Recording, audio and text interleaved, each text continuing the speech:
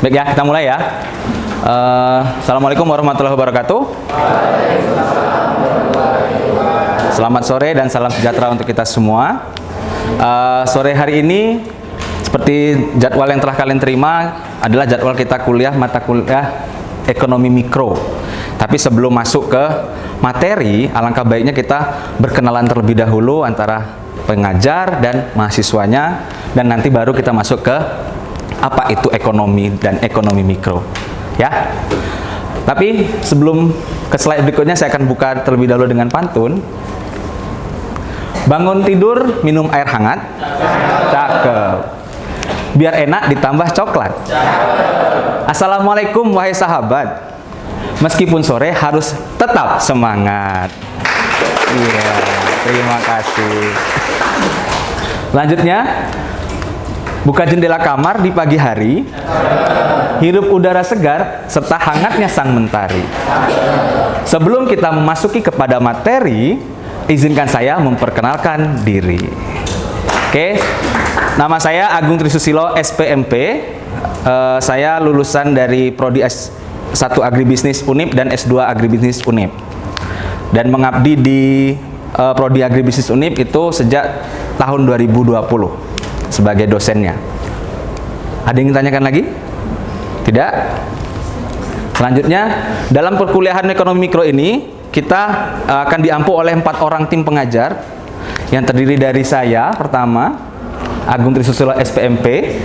Selama 4 minggu ke depan, saya akan menyampaikan materi terkait pendahuluan, yaitu hari ini ya, tentang pengertian dasar teori ekonomi, masalah-masalah ekonomi, untuk di sore hari ini. Nah, minggu depan, saya akan menyampaikan materi tentang teori perilaku konsumen, yang terdiri dari teori tingkah laku konsumen, pendekatan teori kardinal, dan pendekatan teori ordinal untuk 2 minggu selanjutnya. Jadi, minggu pertama saya menyampaikan pendahuluan, minggu kedua dan ketiga menyampaikan teori perilaku konsumen. Dan minggu keempat, saya akan melakukan evaluasi kepada adik-adik semua tentang bagaimana hasil belajar adik-adik selama 3 minggu bersama saya, ya. Nah, di pertemuan kelima sampai ke 8 akan disampaikan oleh Ibu Dr. Gita Mulyasari SPMP. Ini Ibu Sekjur kita ya, seperti yang setelah kalian kenal kemarin waktu acara friendship ya, bukan friendship, apa? PKKMB. Nah, beliau selama 4 minggu akan menyampaikan materi tentang teori dasar permintaan dan penawaran, selanjutnya teori permintaan dan teori penawaran keseimbangan pasar, itu di minggu kelima, setelah berarti 1 minggu setelah evaluasi dari saya. Dan di minggu ke-6 beliau akan menyampaikan materi tentang ekonomi dan kesejahteraan yang isinya tentang surplus konsumen dan surplus produsen. 1 minggu kemudian atau minggu ke-7 beliau akan menyampaikan materi tentang teori elastisitas yang terdiri dari elastisitas pendapatan, elastisitas harga, dan elastisitas silang. Sama seperti yang saya lakukan di minggu ke-8, beliau akan melakukan evaluasi terhadap adik-adik semua, ya. Nah, biasanya kita akan ada masa jeda 2 minggu untuk UTS. Itu secara keseluruhan Fakultas Pertanian akan melakukan ujian, jadi tidak ada perkuliahan. Berarti akan selanjutnya akan masuk lagi dengan dosen, yaitu Dr. Putri Suci Asriani SPMP. Mulai dari, kalau jumlah pertemuan kita 16, jadi beliau akan masuk di pertemuan 9 sampai ke pertemuan 11 dengan teori perilaku produsen. Dan diakhiri pada minggu ke-12 atau pertemuan ke-12 adalah evaluasinya. Kemarin nggak ketemu ya sama beliau ya? Beliau sedang cuti. Selanjutnya ada Profesor Ketut Sukiono di pertemuan 13 sampai pertemuan 16. Beliau akan menyampaikan materi tentang teori pasar. Terdiri dari pasar persaingan sempurna, oligopoli, duopoli, dan monopoli, dan diakhiri evaluasi. Sama. Jadi semua dosen atau masing-masing dosen akan mendapat jatah pertemuan 4 kali. Ya. Dalam kuliah ekonomi mikro, koordinator mata kuliahnya adalah Dr. Putri Suci Asriani. Jadi nanti semua dosen ekonomi mikro akan menyerahkan nilai hasil evaluasinya kepada beliau. Dan beliaulah yang akan masukkan nilai tersebut ke dalam portal akademik kalian. Oke? Jadi kalau ada apa-apa nanti hubungin beliau dulu, tanya, Bu, nilai saya yang kurang di bagian mana, sama dosen siapa yang nilainya kecil, baru kalian temui ke dosen yang bersangkutan. Oke? Seperti itu tata cara berkomunikasi dengan dosen ketika kalian mendapatkan kenyataan tidak sesuai dengan ekspektasi. Paham ya? Kalian beranggapan nilai kalian akan A, ternyata dapatnya B, misalnya gitu kan. Kalian nggak terima. Nah, kalian temuin beliau. Tanya, kira-kira kurangnya di bagian mana, sama dosen siapa yang kurang. Ya? Paham ya? Selanjutnya, bagaimana tentang penilaiannya? Kan tadi di awal ada yang perhatian nggak? Kalau di akhir mata kuliahnya itu ada kode ya? Nih, 21. Artinya apa? Ada yang paham nggak? 21. Hah? Apa? Ada yang paham nggak? Ya? Oke. Artinya 2 SKS materi dan 1 SKS-nya praktek. Oleh karena itu, dalam kuliah ekonomi mikro, nilainya akan bersumber dari 2 komponen tersebut. Antara kuliah di kelas ini dan nanti ada praktikum. Berapa persen proporsi dari kedua komponen tersebut? Ini. Jadi penilaiannya terdiri dari 2 SKS teori dan 1 SKS praktikum. Untuk kelas teori yang akan disampaikan oleh keempat dosen, masing-masing dosen berhak atas 25% dari 70. Jadi nanti total untuk kuliah kalian atau kelas teorinya itu nilainya 70. Jadi masing-masing akan berhak 25% dari itu. 25% ini diambil dari mana? Dari presensi atau kehadiran, tugas atau kuis, dan ujian. Jadi ketiga komponen ini pasti ada untuk memenuhi nilai 25% dari masing-masing dosen. Selanjutnya yang 30% akan dipenuhi dari praktikum. Selama praktikum itu ada 8 mata acara. Jadi akan selama 8 minggu kalian menjalani praktikum yang didampingi oleh koasisten. Koasnya biasanya itu adalah kakak tingkat kalian yang lebih dulu mengambil mata kuliah ini dan nilainya bagus atau dinilai berprestasi dalam mata kuliah ini. Makanya mereka akan diminta untuk mendampingi kalian selama praktikum tersebut. Nah, nilainya itu terdiri dari nilai laporan dan kerjasama dalam kelompok. Jadi nanti ada laporan individu setiap mata acara. Setiap 1 minggu kalian akan mengumpulkan laporan, setiap 1 minggu mengumpulkan laporan. Dan selanjutnya di akhir ada nilai responsi. Itu adalah penilaian untuk seluruh komponen mata acara tersebut. Paham sampai di sini? Sudah ada gambaran? Apa yang harus kalian lakukan untuk mencapai nilai A? Targetnya A atau ada target lain?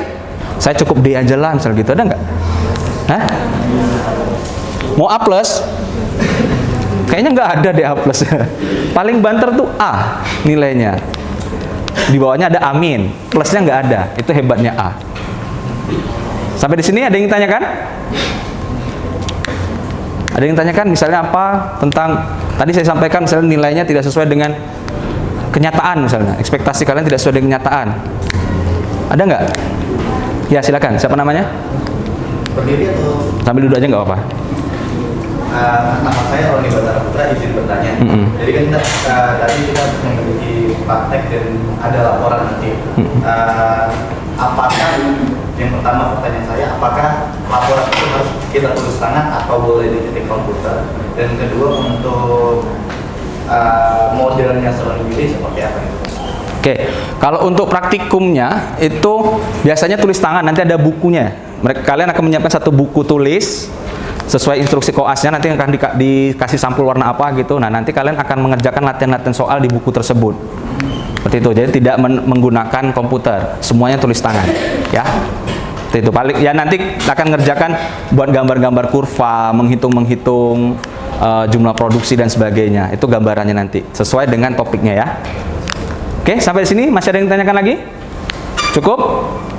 Jika cukup, kita beralih ke materi. Ekonomi mikro. Oke.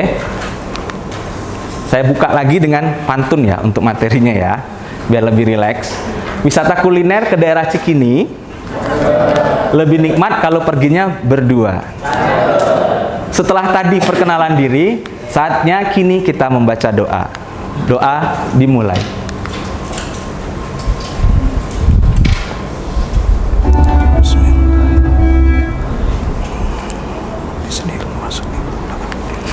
Selesai.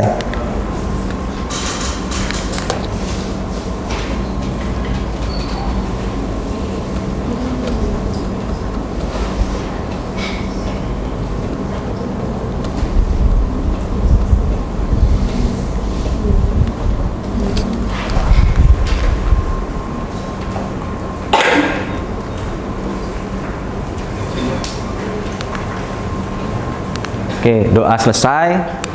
Sekarang adalah capaian pembelajaran. Apa itu capaian pembelajaran? Capaian pembelajaran adalah target yang akan dicapai di akhir mata kuliah ini. Bukan mata kuliah ya, pertemuan hari ini. Jadi nanti di akhir pertemuan, apa yang akan kalian dapat? Atau kemampuan apa yang akan kalian miliki? Pertama adalah mahasiswa mampu menjelaskan definisi ilmu ekonomi secara umum dan ekonomi secara khusus. Jadi nanti di akhir sesi hari ini harapannya kalian bisa paham tentang apa sih itu ilmu ekonomi, dan terkait ilmu ekonomi mikro sendiri itu apa sebenarnya. Itu ya, konsepnya seperti apa. Selanjutnya adalah mahasiswa mampu mengidentifikasi masalah-masalah ekonomi dan contohnya dalam kehidupan. Jadi nanti kalian bisa paham dasarnya muncul ilmu ekonomi itu apa, masalah apa saja sih yang menjadi latar belakang timbulnya masalah ekonomi. Ya, 2 poin ini saja sebagai pembuka materi ekonomi mikro hari ini. Jadi nanti 2 kemampuan ini yang akan kalian kuasai ya. Selanjutnya, untuk mencapai tujuan pembelajaran tersebut akan dibagi menjadi 4 sesi. Sesi pertama adalah sesi introduction atau pengenalan, itu selama 30 menit, dan nanti ada sesi studi independen. Kalian akan membaca 2 buah buku selama waktu 20 menit. Nanti kalian kalian simpulkan atau kalian ringkas poin-poin terkait komponen-komponen yang akan saya jabarkan di dalamnya. Oke, jangan khawatir, dia tidak akan banyak karena cuma 20 menit ya. Jangan kalian pikir seperti buku tebal nanti halaman 1 sampai akhir, bukan. Tapi hanya halaman-halaman tertentu saja. Selanjutnya, hasil ringkasan kalian tadi akan kita diskusikan bersama. Kira-kira apa yang kalian pahami dari buku tersebut, dan apakah pemahaman kalian sama dengan yang dipahami oleh rekan-rekan kalian dalam sesi diskusi ini. Nanti saya akan menengahi yang benar yang mana gitu. Jangan berantem kalian ya.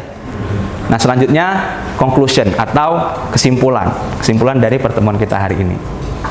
Oke.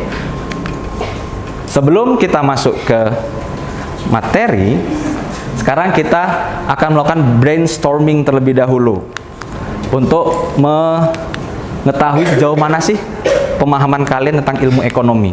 Silakan keluarkan Android-nya dan scan QR yang ada di layar.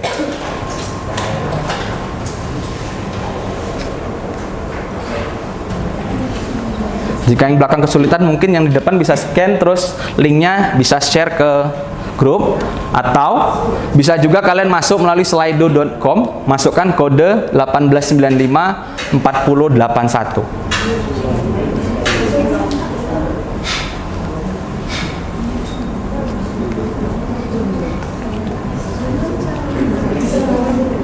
Itu 2, 3, 4, 5, 6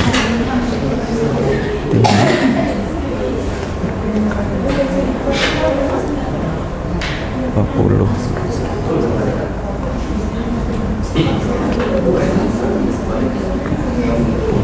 30, 34.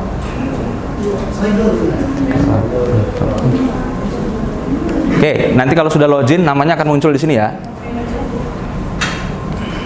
Silakan. Baru 5 yang login, 7. Terus Pastikan kalian sudah masuk. Kalau tidak ada namanya di sini muncul, lihat di layar handphonenya, itu nanti ada bukti kalau kalian sudah bergabung di dalam Slido-nya.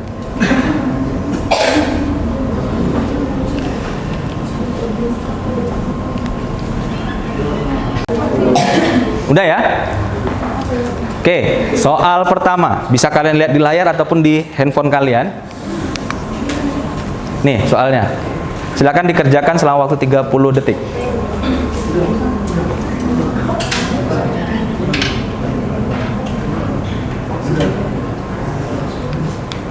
Sudah daftar hadirnya? Oh, belum ya? Oke, muncul lagi, santai. Kaget. Ada yang belum nulis daftar hadir?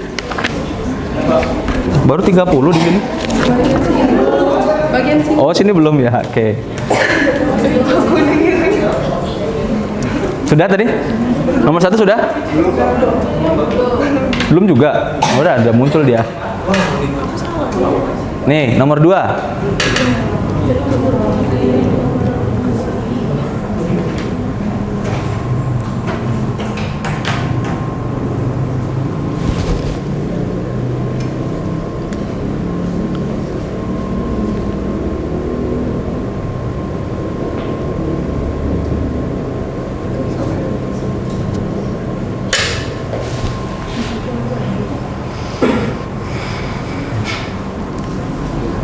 Sudah?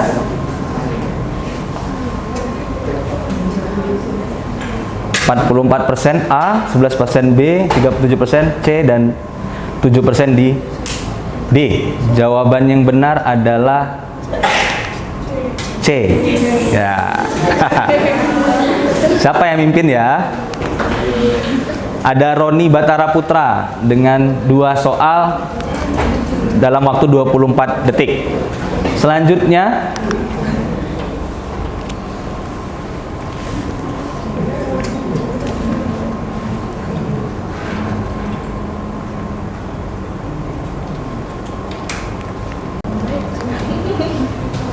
satu soal lagi untuk awalan ini. Apa yang dimaksud dengan hukum penawaran?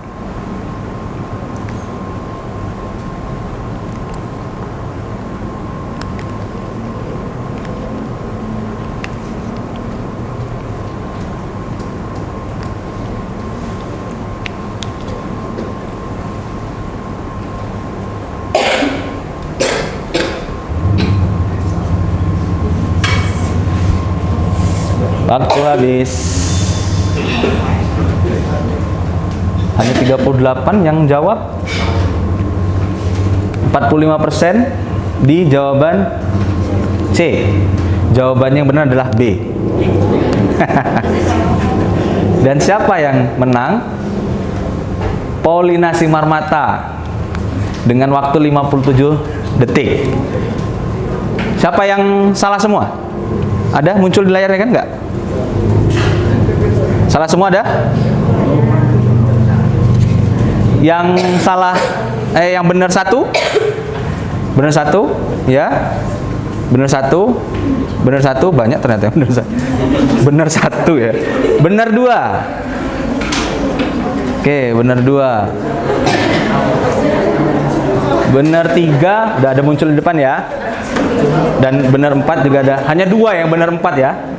Selebihnya benar 3 dan 21. Oke. Dari keempat pertanyaan tadi, komponen mana yang paling sulit menurut kalian? Pertanyaan yang mana? Hukum penawaran. Nah, kira-kira kalau kalian sebagai penjual, apa sikap kalian menyikapinya? Kalau harga turun seperti apa, harga naik seperti apa? Nego. Ya tentu ya, kalau misalnya kita sebagai penjual, itu hukum penawarannya adalah kalau harganya turun, tentu kita akan mengurangi jumlah yang kita tawarkan. Ya, namanya orang jualan pasti ingin untung. Nggak mungkin ketika barangnya turun terus kita jual sebanyak-banyaknya, kan enggak. Nah, kita akan menawarkan sebanyak-banyaknya kalau harganya naik. Makanya jawabannya yang benar adalah B. Jika harga barang turun, kuantitas barang yang ditawarkan akan turun. Gitu. Gimana? Ikhlas ya? Ikhlas. Oke. Nah, untuk lebih memahami itu semua, silakan kalian tonton video berikut. Apa yang bakal kalian lakukan? Apakah beli mobil baru, jadi modal buat bikin usaha, atau beli tanah terlebih dahulu? Tentu jawabannya macam-macam, tapi yang jelas apa pertimbangan dan pasti itu semua udah dibikin dalam. Dan itulah pertanyaan-pertanyaan yang ada di ilmu sangat. Tapi meskipun erat hubungannya, ilmu ini gak cuma bahas soal uang, tapi lebih besar daripada itu. Kita akan belajar ilmu yang sebenarnya ngajarin untuk bikin keputusan terbaik dari berbagai pilihan yang ada. Jadi, siap-siaplah belajar ilmu yang ternyata udah ada sejak manusia membangun peradaban. Sebuah ilmu yang mempengaruhi dunia dari sejarah, budaya, bahkan politik.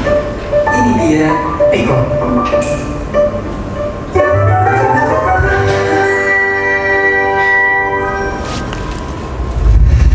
Ilmu ekonomi sederhananya adalah ilmu tentang pilihan. Manusia itu bawaannya selalu ingin ini, ingin itu, banyak sekali. Itu lagunya siapa itu? Tapi pastinya nggak mungkin semua keinginan kita tercapai karena tentunya modal yang kita punya pasti terbatas. Mau itu modal uang, modal tenaga, ataupun modal waktu. Keputusan untuk apakah misalnya nih ya sederhananya, apakah kita perlu membangun jalan tol atau tidak? Nah, kita mikir kalau kita bangun jalan tol maka harus dihitung dulu dampak ekonominya. Misalnya ini sudah ada kemacetan, kita perlu bangun jalan tol nggak? Nah, sebelum kita bangun jalan tol kita hitung untuk ruginya seperti apa. Nah, itu di dalam ekonomi juga dibahas. Mungkin yang sederhananya seperti apa? Sederhananya mungkin seperti ini. Di misalnya kenapa sih ketika misalnya menjelang lebaran itu harga telur atau daging naik? Nah, karena yang permintaannya kan banyak kan, karena orang mau lebaran banyak beli daging, beli telur. Nah, di dalam ilmu ekonomi itu dibahas. Oh, kenapa itu terjadi kenaikan? Nah, kalau terjadi kenaikan karena banyak permintaan, maka ilmu ekonomi itu akan membahas juga kenapa, bagaimana agar harga itu tidak naik. Maka kita bisa menyiapkan misalnya produksinya seperti apa, gudangnya seperti apa. Makanya ilmu ekonomi bisa kita ibaratin kayak benda. Karena ilmu ini ngajarin kita untuk berpikir keras apa pilihan terbaik yang bisa kita ambil biar keinginan kita tercapai sampai sepuas-puasnya dengan usaha sekecil-kecilnya. Semua itu dilakukan lewat banyak pertimbangan, mulai dari alasan yang bikin kita pengen ngelakuinnya sampai apa aja kerugian yang timbul gara-gara ngejar keinginan itu. Dan disadarin atau enggak, dasar-dasar ilmu ekonomi sebenarnya kita terapin setiap hari pas kita dihadapin pilihan. Tapi bedanya kalau udah berurusan sama benda ini, tentunya pilihan kita nggak perlu diputusin pakai perasaan aja. Supaya akurat, kita bisa pakai angka-angka dan data. Dan ini diterapin di semua kegiatan yang berhubungan sama keuangan. Gak cuma di warung, tapi juga perusahaan besar sampai di tingkat negara. Ya, bisa kita anggap ilmu ekonomi itu penasehat kita. Tapi pastinya wujudnya bukan kulit kerang yang bisa ngejawab pertanyaan, melainkan grafik, angka, dan diagram. Ilmu ekonomi jadi alat yang bisa kita andalkan untuk menghadapi pilihan jalan sulit tentang mengelola keuangan. Dan itu gak cuma sekarang, tapi juga dari dulu, bahkan hingga ke masa depan. Dahulu kala bahkan ketika uang belum ada, ekonomi lahir dari perdagangan. Maju selangkah dari sistem barter, orang-orang Mesopotamia biasa nitipin harta mereka di kuil supaya aman dan sebagai gantinya dapat surat jaminan tanda penitipan. Surat inilah yang kemudian saling dipertukarkan orang-orang dan seiring waktu pun jadi layaknya alat tukar sendiri. Alat tukar resmi pertama yang dicatat sejarah muncul di daerah bernama Babilonia, tapi bentuknya bukan uang, melainkan logam perak. Tiap kali belanja, kita mesti nimbang berat bongkahan peraknya dulu. Barulah di tanah bernama Lydia, uang dalam bentuk koin pertama populer dan bikin kita nggak perlu lagi nimbang-nimbang berat logam atau bingung pastiin apakah logam perak itu murni atau enggak. Sistem inilah juga yang kemudian dipakai Yunani dan Romawi kuno. Kalau uang yang kita kenal sekarang ada wajah-wajah para pahlawan, itu semua berkat raja yang satu ini yang maksa semua orang nerima dipakainya uang tersebut. Karena kalau ada yang nolak, itu sama aja kayak merendahkan sang raja. Sang raja lalu runtuh, tapi caranya bertahan. Tentara besar bikin persebaran ekonomi yang kuat. Itu pula yang bikin kerajaan Romawi berjaya karena punya pasukan tetap yang digaji dengan garam atau bahasa latinnya salarium. Bahkan saking besarnya pengaruh Romawi kuno dalam ekonomi, uang mereka masih digunakan bahkan sampai berabad-abad setelah kerajaannya udah runtuh. Kemudian kita sampai di abad pertengahan, di kota bernama Florence. Ada keluarga bankir yang jadi raksasa di dunia keuangan. Keluarga de Medici namanya. Berhasil menguasai kekuatan ekonomi berarti punya kekuatan politik. Keturunan keluarga ini kemudian nyebar ke negara-negara Eropa lain nularin ilmu mereka ke sana. Inilah juga yang jadi penyebab waktu itu Inggris dan Belanda bisa jadi bangsa yang sangat kuat. Orang-orang pintar ekonomi di sana didengar suaranya dan jadi penasihat para raja. Saking ngaruhnya, mereka lah yang jadi cikal bakal sistem MPR dan DPR yang sekarang diterapin di banyak negara di seluruh dunia. Ya, bahkan politik pun dimulai dari ekonomi. Dan akhirnya di dunia modern, pemahaman-pemahaman ekonomi modern yang paling terkenal pertamanya datang dari sosok bernama Adam Smith. Adam Smith itu tahun 1700-an itu dengan bukunya Wealth of Nations, intinya adalah pengen menjelaskan bahwa itu menjelaskan tentang fenomena pasar. Nah, di dalam ilmu ekonomi, mekanisme pasar itu adalah mekanisme yang dianggap terbaik untuk mengambil keputusan. Artinya kalau misalnya dengan sistemnya komunis, itu kan kita harus hitung berapa orang yang butuh baju, terus nanti negara akan bikin baju, nanti akan distribusikan. Tapi kan orang bingung. Nah, dengan sistem pasar ini, orang itu nggak perlu seperti itu. Artinya orang yang memproduksi baju ya produksi aja, orang yang pengen baju ya akan ketemu di pasar, nanti harga itulah yang sebenarnya kita anggap invisible hand. Harga itu bisa mempertemukan antara penjual sama pembeli. Zaman dulu penyebab kemiskinan seseorang cuma ada satu kemungkinan. Ia lahir dari orang tua yang miskin. Kalau seorang ayah bekerja jadi petani, anaknya pun begitu. Akhirnya orang miskin akan tetap miskin, sementara orang kaya akan terus bertambah kaya. Dari sanalah kesenjangan terus dan terus bertambah nyata. Tapi zaman berubah, dan ada satu senjata yang bisa bikin nasib berubah. Pendidikan. Belajar ekonomi emang gak otomatis bikin kita jadi kaya. Tapi dengannya kita bisa maksimalin apa yang kita punya dan ngambil keputusan terbaik dalam hidup kita. Kalau di awal video ini kita cuma bisa memilih, ilmu ekonomi juga ngasih tahu satu hal, bahwa nilai itu bisa diciptakan lewat jasa maupun perdagangan. Dan dari sanalah kita bisa menerjang batas kelas ekonomi maupun sosial. Itulah dia ilmu ekonomi yang menjadi alasan suatu bangsa bisa maju, sekaligus alasan suatu bangsa bisa hancur kalau nggak pinter gunainnya. Dan setelah ini kita akan semakin berdalam pengetahuan tentang bangsa itu sendiri, tentang gimana masyarakat menjalani pemerintahan dan membangun negara, atau tentang gimana seseorang bisa mendapatkan kekuasaan. Sampai bertemu di ilmu politik. Oke, sampai di sini udah ada gambaran tentang apa itu ilmu ekonomi? Sudah? Sudah ada gambaran ya?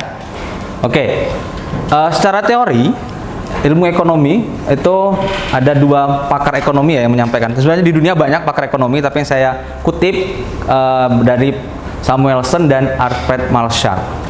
Yang pertama, menurut Samuelson, ilmu ekonomi adalah suatu studi mengenai individu-individu dan masyarakat membuat pilihan dengan atau tanpa penggunaan uang, dengan menggunakan sumber daya yang terbatas tetapi dapat digunakan dalam berbagai cara untuk menghasilkan berbagai jenis barang dan jasa, serta mendistribusikannya untuk kebutuhan konsumsi sekarang dan di masa mendatang kepada berbagai individu dan golongan masyarakat. Itu menurut Samuelson.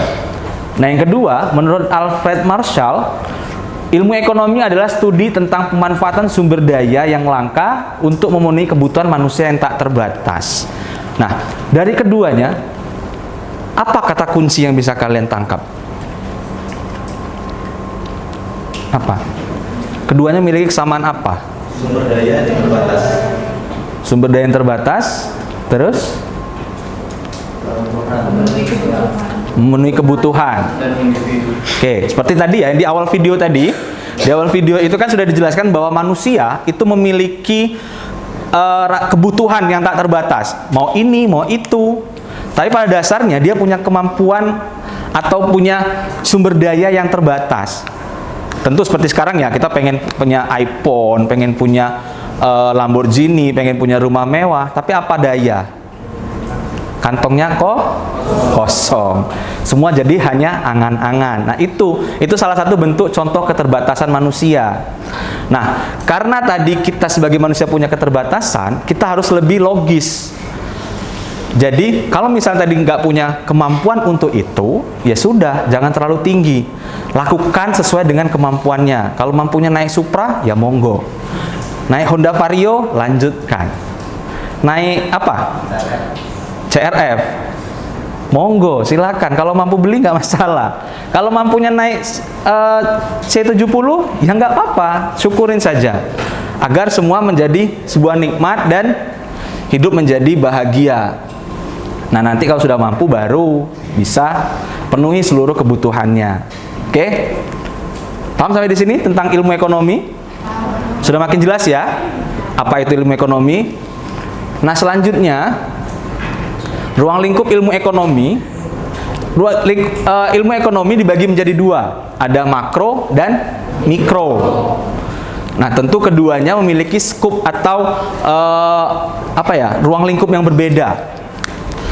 Untuk melihat lebih jelas apa saja perbedaan dari keduanya, maka kita akan membandingkannya dari keempat aspek yang sudah saya jabarkan di depan. Ada aspek produk, harga, pendapatan, dan pekerjaan. Pertama kita coba lihat dari aspek produk. Aspek produk, ekonomi mikro itu memandangnya dari output individu atau output perusahaan. Jadi, seberapa besar suatu perusahaan itu mampu menghasilkan produk, berapa biaya yang dibutuhkan, bagaimana cara memproduksinya, siapa yang akan menjadi target pasarnya. Ini adalah bidang studinya ilmu ekonomi mikro. Tapi, ketika kita pindah ke ekonomi makro, ilmu ini akan memandang produk itu sebagai sebuah output nasional. Contoh, kalau kita berbicara tentang sektor perkebunan kelapa sawit misalnya, subsektor kelapa sawit, kita bisa lihat berapa sih pendapatan atau penghasilan dari subsektor ini. Secara agregat, dia akan mencapai berapa persen dari seluruh pendapatan dari negara Indonesia. Jadi intinya kalau kita berbicara ilmu ekonomi makro, kita akan berbicara skup nasional atau skup sebuah negara. Itu.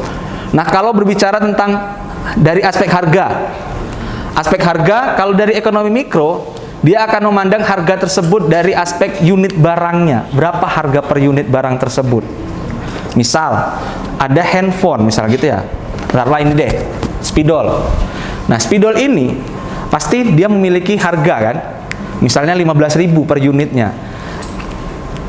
Ekonomi mikro memandang atau mempelajari dia hanya pada batas seberapa besar harga dari unit spidol ini. Tetapi kalau ekonomi makro, dia lebih kepada harga spidol secara umum. Spidol kan ada berbagai macam merek ya, ada Snowman, ada apa lagi, Faber-Castell dan sebagainya. Nah, setiap brand atau setiap perusahaan itu menghasilkan produk dengan harga yang berbeda-beda. Ekonomi makro akan melihatnya secara rata-rata atau agregat. Berapa sih rata-rata harga spidol di Indonesia? Jadi semua produk brand produk spidol tadi, datanya di list, harganya berapa, dibuat rata-ratanya. Seperti itu. Untuk dari aspek harga. Begitu juga dengan aspek pendapatan. Kalau ekonomi mikro berbicara tentang distribusi pendapatan dan kekayaan dari individu ataupun sebuah perusahaan tertentu. Tapi kalau ekonomi makro, dia akan bercerita tentang pendapatan nasional. Seperti yang saya sampaikan tadi, kalau mikro itu misalnya dia pabrik sawit, ya dia akan berbicara tentang perusahaan sawit itu. Berapa sih pendapatan perusahaan sawitnya? Tetapi kalau makro, dia akan berbicara pendapatan seluruh perusahaan sawit yang ada di Indonesia itu rata-ratanya berapa. Dan dia akan berkontribusi berapa persen atas pendapatan nasional Indonesia. Selanjutnya dari aspek pekerjaan dari ekonomi mikro memandang bahwa pekerjaan itu yang disediakan oleh industri. Jadi berapa banyak lowongan pekerjaan yang untuk mencukupi kebutuhan industri tersebut. Tetapi kalau makro, dia akan membahasnya dari aspek perekonomiannya secara nasional. Secara nasional, misalnya subsektor perkebunan kelapa sawit itu butuh tenaga kerja itu berapa banyak, berapa ribu orang misalnya seperti itu. Jadi keduanya memiliki cakupan yang berbeda, mikro unit-unit kecil, sedangkan makro itu cakupannya secara nasional atau suatu negara. Nanti untuk masing-masing akan kalian pahami di mata kuliah masing-masing. Kalian ambil semua di semester ini kan? Mikro dan makro. Oke, selanjutnya. Nah, untuk memahami secara lebih rinci apa itu ilmu ekonomi dan definisi-definisi yang ada di dalamnya, sampai ke masalah-masalah apa sih yang melatar belakangi adanya ilmu ekonomi, silakan kalian buat ringkasan materi terkait keempat komponen ini. Ada definisi, metodologi, ruang lingkup, dan masalah ilmu ekonomi. Sumbernya dari mana, Pak? Sumbernya dari buku yang akan saya sajikan di depan. Lagi-lagi siapkan Android-nya, bukunya bisa kalian akses melalui QR code di layar. Gimana? Paham? Jadi di QR code ini ada 2 buah buku ya. Buku satu itu dari Ibu Rahayu dan kawan-kawan dengan judul Buku Ajar Teori Ekonomi. Kalian baca dari halaman 2 sampai 6 dan halaman 11 sampai 16. Jadi hanya berapa halaman kan? Tidak satu buku. Dan buku kedua itu ada dari Sahara dan kawan-kawan, judulnya Mikroekonomi, sebuah pengantar. Kalian baca dari halaman 1 sampai halaman 10. Terus kalian catat aja di buku kalian tentang poin-poin yang tadi.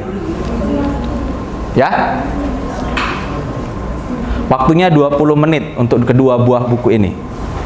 Kalau selama kalian baca ada yang tidak dimengerti, silakan dicatat dulu atau boleh nanti tanya ke saya langsung ya.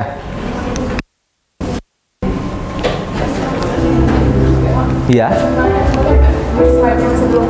Gimana? Oh, boleh. Oke, bentar ya. Nih, mau foto? Silakan, foto dulu. Ya? Saya izin beberapa. Oh, boleh. Silakan dipoto dulu bahannya. Oh ya, tadi kan absennya itu habis. Jadi kita tulis. Oh, di belakangnya nggak apa. Nanti dia bikin absen baru kok sama ini pegawainya. Oh, ya. terima kasih. Iya, ya kalian catat aja satu-satu bukunya, buku saat pertama apa gitu kan. Kalian cari poin-poin yang tadi itu aja. Kalian buat poin-poinnya.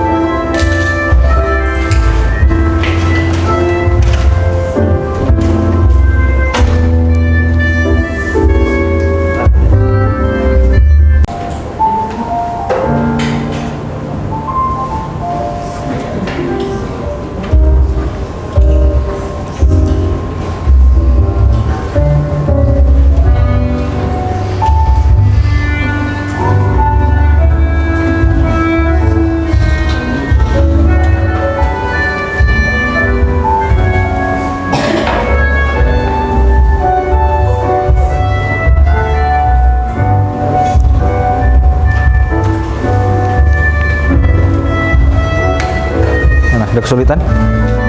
Ini kan Pak, ilmu ekonomi adalah suatu. Ya kalian ringkas aja. Jadi caranya kalau meringkas itu, kan tadi ada teori-teori dua tuh ya.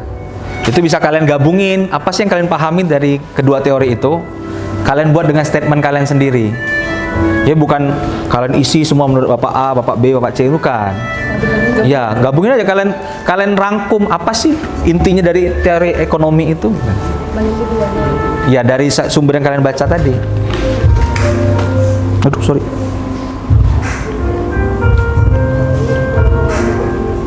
Bisa? Bisa, nggak ada kendala ya?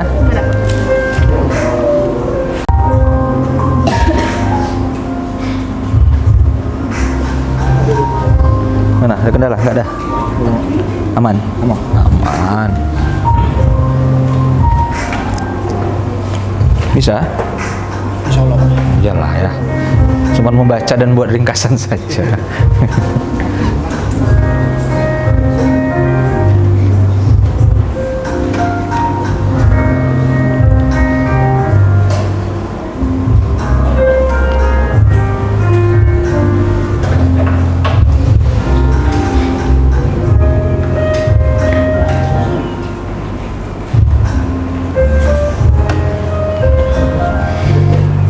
Ada kendala?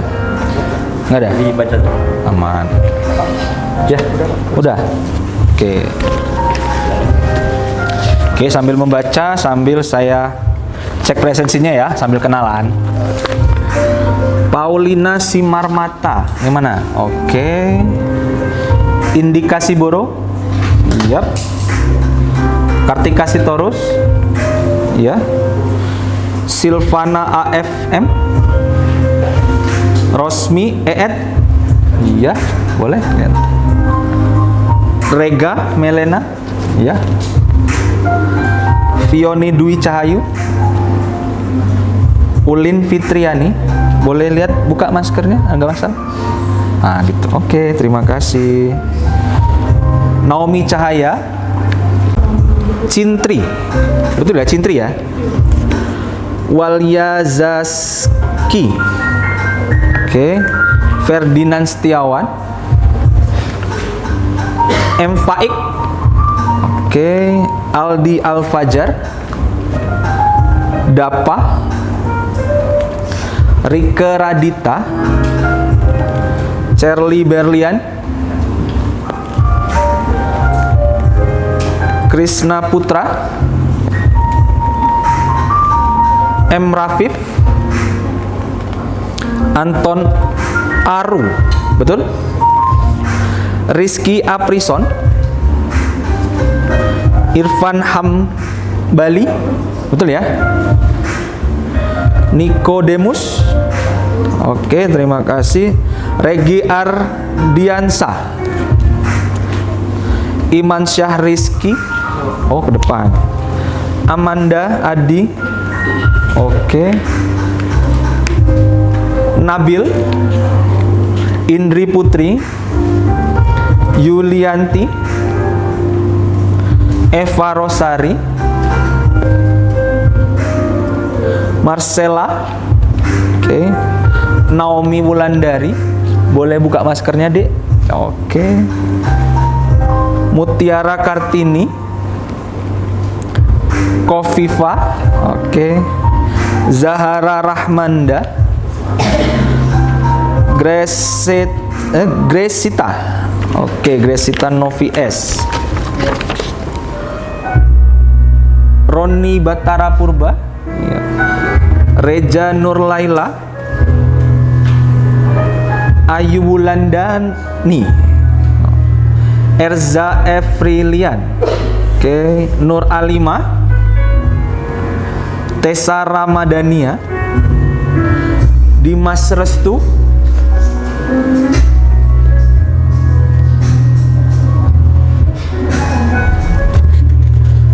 Edo Nugroho, oke.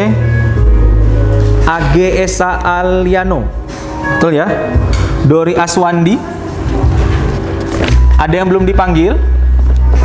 Ya, siapa namanya? Diva Septi. Oke, mau nulis? Oh? Di bawah? Nama Diva Triani. Diva Triani. Oh, Diva Septi. Tadi sudah panggil belum? Atau kelewat? Oke, mohon maaf ya. Ada lagi belum dipanggil? Sudah? Sudah semua ya? Jadi ada total 52 peserta kelas ini. Ya, satu tadi katanya dari PMM. Oke, yang dari PMM tadi mana ya? Oke, dari mana, Dik? 11 Maret. Oh, 11 Maret. Wah, jauh ya, dari 11 Maret itu di Solo ya? Oke. Jauh dia mainnya, sampai ke Bengkulu.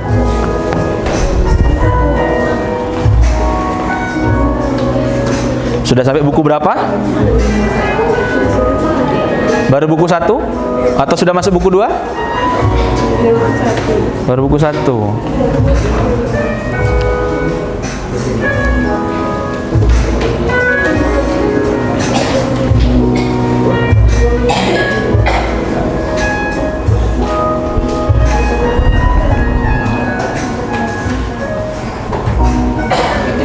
juga ada ya? Gimana? Metodologi. Teknologi, Metodologi. metodologi. Buka di bab buku 2. Oh, di buku ini. Iya, dia kedua buku itu ada teori-teori yang tadi saya sampaikan. Ini nggak ada di buku 1, ada di buku 2 dia.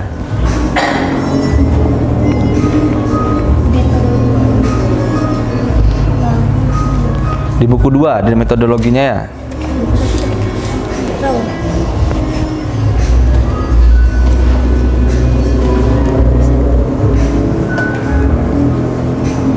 Udah masuk buku 2? Iya. Oke.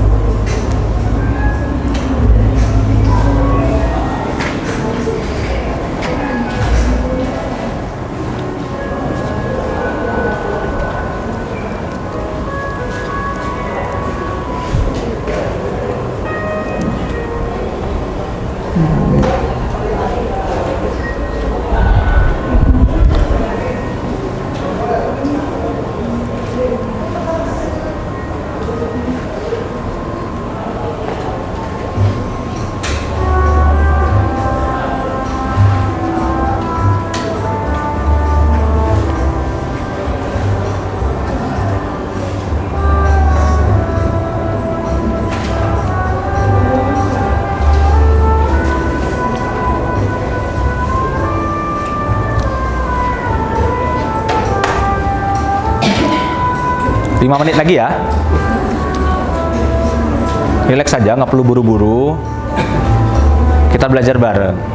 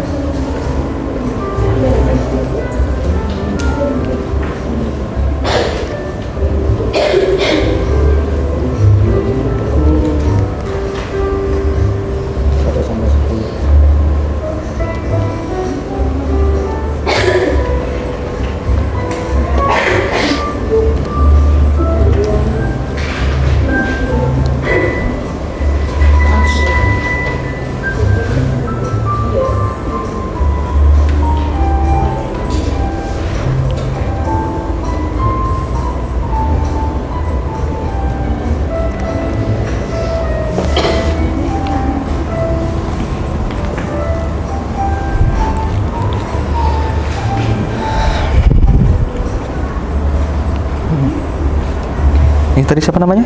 Anton. Siapa? Anton. Anton. Dari mana Anton? Papua. Oke, Papuanya di mananya? Sorong. Sorong. Ada berapa orang yang tahun ini berangkat? Dua. Di agribisnis semua atau Beda. agribisnis semua? Beda. Oh beda. Satu lagi di Ilmu apa ya? tanah. Oh. Oke lah. Semangat ya.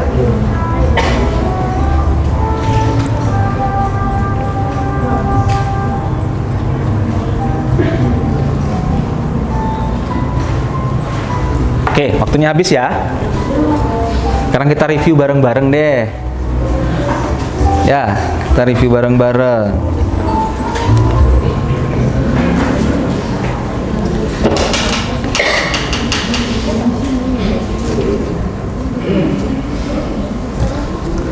Kira-kira siapa yang mau bercerita? Apa sih isi tentang di buku 1?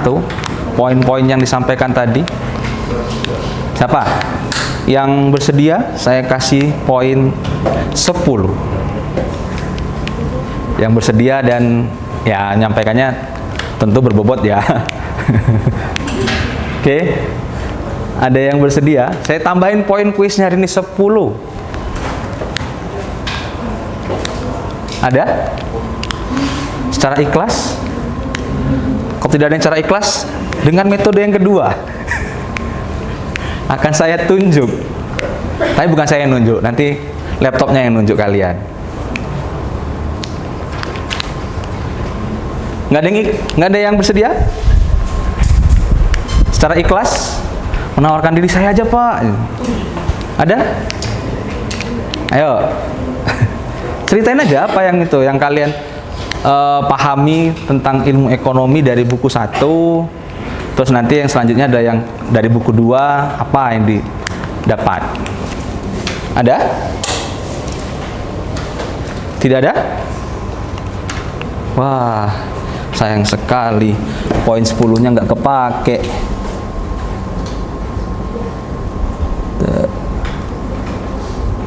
Kalau seperti itu, kita pakai cara paksa. Wait ya. Mana tadi ya? Oke. Sekarang, nah, saya punya roda-roda. Isinya nama kalian, betul ya? Kelas mikro A ya? Ya kan? Nanti kalau salah kelas, saya nggak akan muncul namanya. Oke, bersiap-siap. Ini kira-kira ini gambaran pertanyaannya ini. Ada 4 poin ini. Nanti yang bisa menjawab dengan benar pertanyaannya akan saya tambah poinnya 5 untuk kuis hari ini. Jadi penilaian kuis hari ini dimulai dari pertanyaan pertama tadi sampai nanti di akhir itu totalnya ada 10 pertanyaan. Ya. Nah, saya catat dulu.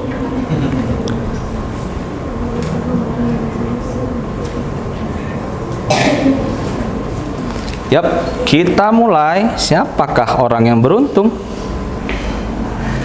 Kok lanjut lompat ke sini bentar?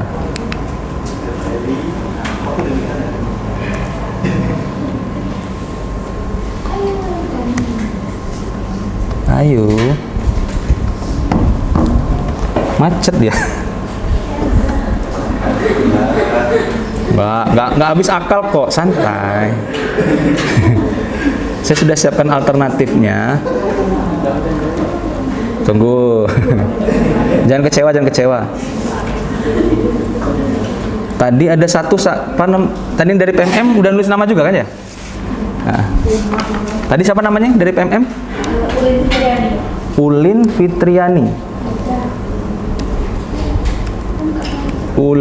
Fitriani ya. Betul? Oke. Sekarang kita mulai. Siapakah yang beruntung?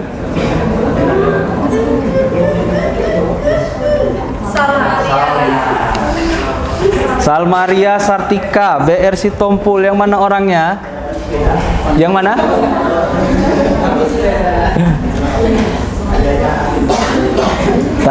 Salma, jangan. Oke, Salmaria.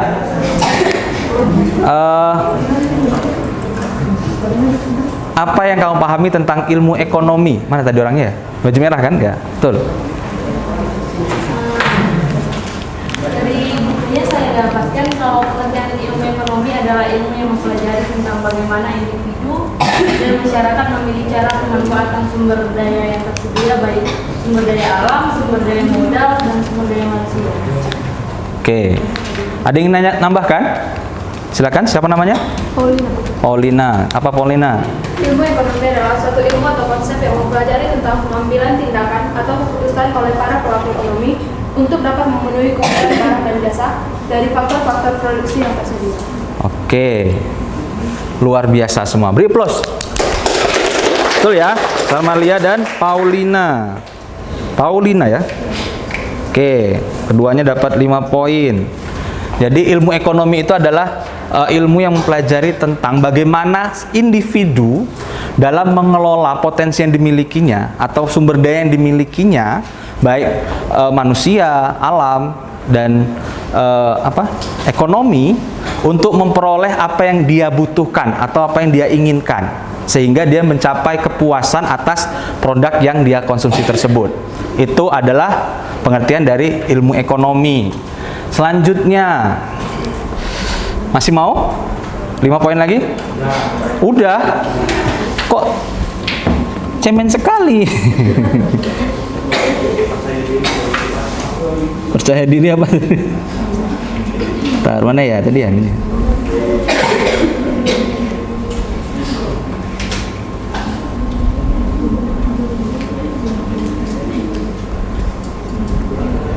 Oke, ini sudah bisa diklik belum ya? Oke. Siapa yang muncul ya? Indika Siboro, mana orangnya? Oke, ternyata ada di depan saya. Indika. Apa yang dimaksud dengan biaya peluang? Itu adalah biaya, Kenceng-kenceng suaranya. Up lagi, up lagi. jadi biaya peluang itu adalah biaya yang ditimbulkan akibat kita membeli alternatif yang lain yang lebih besar. Oke, kedengaran saya belakang? Enggak, oke, ulang lagi. Indika. Adalah biaya yang timbul akibat kita memilih alternatif lain. Menurut Indika, biaya peluang adalah biaya yang ditimbulkan akibat memilih alternatif lain. Ada yang sepakat Memenuhi atau? kebutuhan. Oke, ada yang mau menambahkan? Kita gantian ya, gantian. Siapa tadi namanya? Roni. Roni, silakan Roni. Apa? Biaya peluang merupakan biaya yang diperlukan untuk kita mengambil keputusan atau yang kita gunakan mengambil keputusan tersebut. Biaya peluang yang kita gunakan untuk mengambil keputusan itu. Sepakat? Ada yang ingin menambahkan? Cukup? Ya, silakan. Siapa namanya? Ayu Wulandari. Tadi saya catat dulu yang 2 tadi ya. Saya lupa nanti. Tadi ada Indika dan Roni. Satu lagi Ayu Wulandani. Oke. Apa? Biaya peluang adalah biaya yang harus kita korbankan atau keluarkan untuk mencapai suatu keinginan. Oke, ketiga-tiganya benar ya. Tepuk tangan. Luar biasa. Jadi biaya peluang itu adalah biaya yang ditimbulkan ketika kita sebagai seorang individu memilih satu buah produk atau alternatif produk yang ada di hadapan kita. Misal, ini sore ini kalian mau makan apa misalnya? Ada bakso, ada mie ayam, ada nasi padang atau geprek. Oke, ada 3 ya, ada tiga opsi. Bakso, nasi padang, atau geprek. Nah, ketiganya itu memiliki kelebihan dan kekurangan, baik dari aspek rasa, kandungan nutrisi, harga, dan sebagainya. Ada yang lebih mahal, ada yang lebih murah. Tetapi dari ketiganya kalian lebih memilih geprek. Siapa milih geprek? Oke, milih geprek. Mungkin geprek adalah yang paling murah ya, 10.000. Nah, jadi biaya peluang adalah biaya yang kita korbankan untuk memilih ayam geprek tadi. Jadi berapa biaya peluangnya? 10.000. Seperti itu. Jadi kita mengabaikan 2 buah opsi yang lain untuk memilih satu opsi yang menurut kita adalah yang paling memungkinkan bagi kita. Itu namanya biaya peluang. Oke, beri tepuk tangan lagi untuk ketiga-tiganya ya. Luar biasa. Selanjutnya, tadi sudah dapat 3.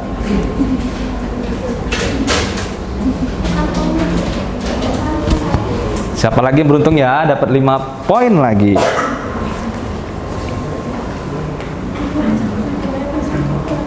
Oke, siapa? Erza Efrilian. Mana orangnya? Itu, Erza Efrilian. Silakan. Apa yang dimaksud dengan barang dan jasa? Yang dimaksud dengan barang dan jasa ialah barang itu Pak, kalau kayak memiliki wujud, sedangkan jasa itu tidak memiliki wujud, tapi keduanya tersebut memiliki apa namanya ya,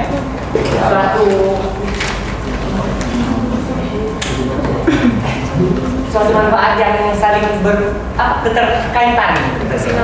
Oke, itu menurut si Erza Efrilian adalah barang memiliki wujud, sedangkan jasa tidak memiliki wujud, namun keduanya memiliki manfaat. Ada yang punya pendapat lain? Erza. Satu lagi, siapa namanya? Zahara. Ya, ayo Zahara. Barang ya adalah benda-benda yang berwujud yang digunakan masyarakat untuk memenuhi kebutuhannya, sedangkan jasa tidak dapat digolongkan sebagai suatu barang karena tidak berwujud, tetapi dapat digolongkan memberikan kepuasan dan memenuhi kebutuhan masyarakat. Nah, betul. Itu versi lengkapnya karena nyalin dari buku. Ya, nggak apa. Jadi pada intinya kedua-duanya itu benar. Tepuk tangan dulu untuk Erza dan Zahara. Jadi namanya barang yaitu adalah sesuatu yang berwujud. Sedangkan jasa itu tidak berwujud. Tapi dua-duanya itu memiliki manfaat dan bisa dirasakan manfaatnya untuk memenuhi kebutuhan atau kepuasan individu. Seperti itu. Contoh barang apa? Ini tadi spidol. Gunanya untuk apa? Untuk nulis di whiteboard. Ya, ketika saya bisa nulis, saya bisa mencapai kebutuhan saya. Handphone itu adalah contoh dari barang. Gunanya untuk apa? Untuk media komunikasi, untuk belajar, transaksi keuangan dan sebagainya. Sedangkan jasa apa? Nah, pintar. Saya di sini menjual jasa.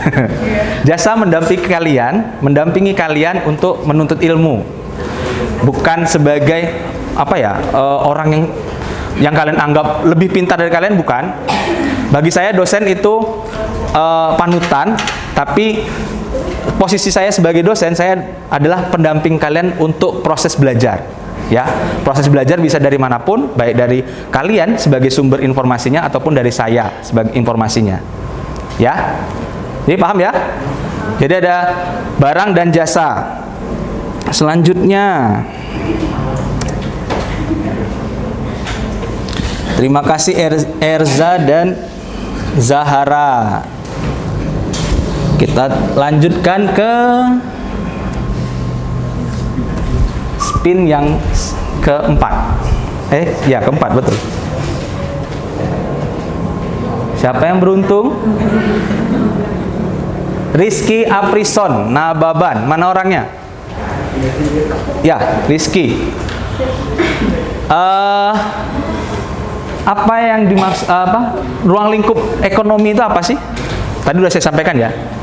Di depan tadi saya sudah menyampaikan ruang lingkup ilmu ekonomi. Ada 2 dan jelaskan.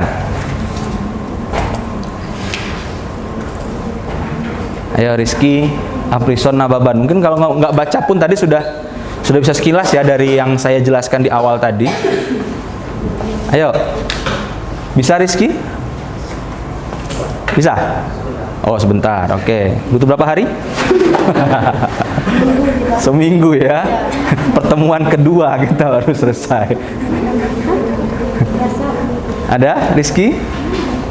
Atau melambaikan bendera putih? Melewatkan kesempatan 5 poin? Bisa sekarang? Belum? Oke, mungkin ada kesempatan selanjutnya ya. Karena namanya nggak kehapus kok. Kita coba lagi. Siapa yang beruntung ya menggantikan rezekinya Rizky? Ya, selanjutnya dengan pertanyaan yang sama. Siapkan jawabannya. Siapa yang beruntung? Tereng. Edo Nugroho. Mana orangnya? Tetanggaan. Ruang lingkup ekonomi meliputi ekonomi makro adalah cabang ilmu ekonomi yang mempelajari perilaku ekonomi secara agregat atau menganalisis keseluruhan kegiatan perekonomian.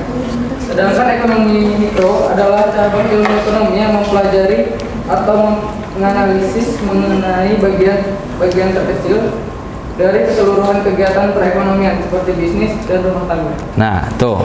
Ada yang sepakat atau kalau sepakat oke bisa tinggal angkat tangan ya. Tapi kalau tidak sepakat ada? Atau mau menambahkan menurut kalian ada yang kurang Pak dari yang dijelaskan oleh Edo tadi? Ya, silakan. Siapa namanya? Walia. Siapa? Walia. Walia. Walia. Cuma mau menambahkan. Iya. Ya, silakan. Baik, menurut yang sudah Bapak jelaskan tadi, ada beberapa aspek perbedaan dari ruang lingkup ilmu ekonomi yang terdiri dari ekonomi makro dan mikro. Yang pertama ada aspek produksi, di mana ekonomi makro itu outputnya nasional, sedangkan ekonomi mikro itu individu atau perusahaan. Yang kedua aspek harga, di mana ekonomi makro tingkat harganya itu agregat, sedangkan mikro itu harga barang dan jasa secara individu.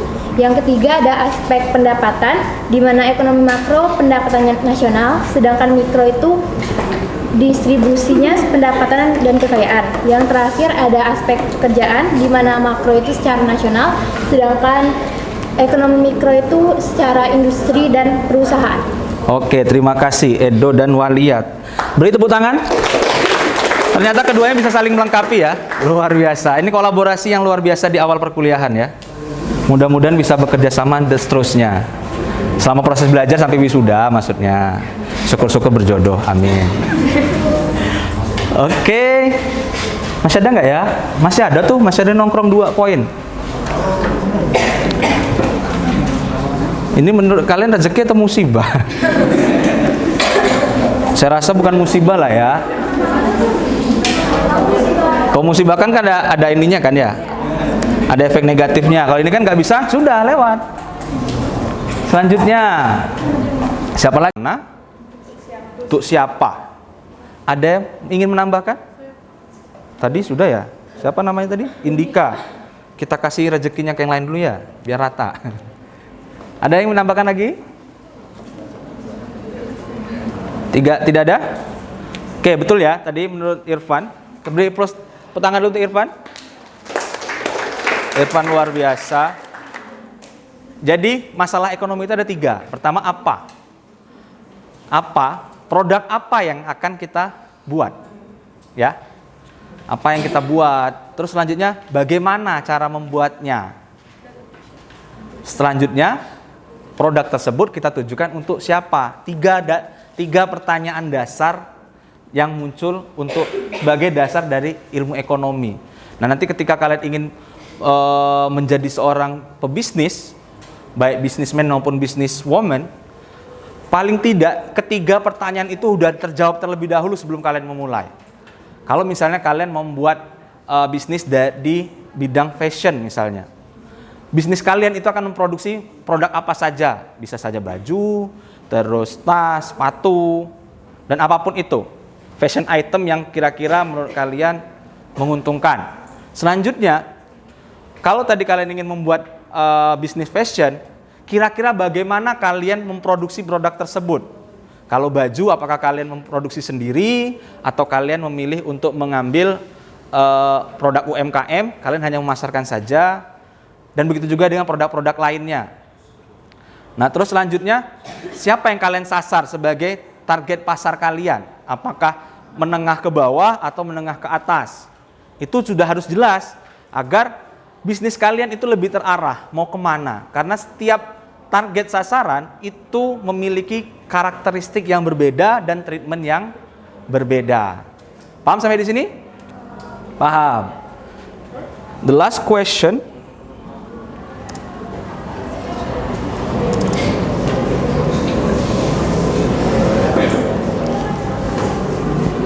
Siapa ya?